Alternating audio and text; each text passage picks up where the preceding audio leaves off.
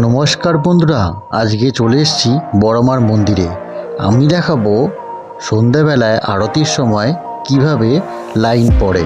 আরতি দেওয়ার আগে খুব স্বল্প পরিমাণে লাইন থাকে এবং সেই পূজা অর্চনা হবার পর কিভাবে ভোগ বিতরণ করা হয় এবং সকলে কিভাবে ভোগ গ্রহণ করে লাইনে দাঁড়িয়ে, সেই পর্বটিও আমি দেখাবো। আপনারা আমার সঙ্গে যুক্ত থাকুন। আমি সুন্দরভাবে মায়ের মন্দির এবং ভোগ পর্ব বিতরণ করা এবং পূজার লাইনে যারা দাঁড়িয়ে আছে তাদের সকলকেই আমি দেখাবো। এই সময় আপনারা আসলে খুব সুন্দরভাবে পূজাও দিতে পারবেন, সেটিও আমি আপনাদেরকে দেখাবো। দেখুন, এই যারা লাইনে দাঁড়িয়ে আছেন তারা কিন্তু সন্ধ্যাবেলায় মায়ের পূজা অর্চনা দিতে এসছেন।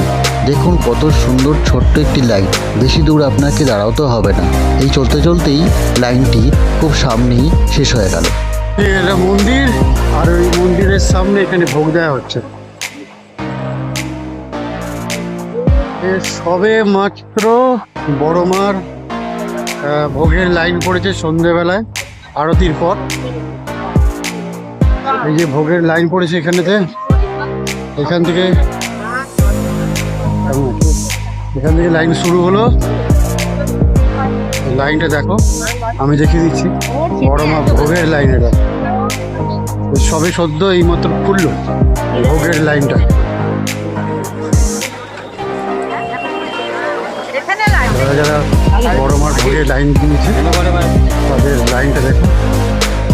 আপনারাও আসবেন।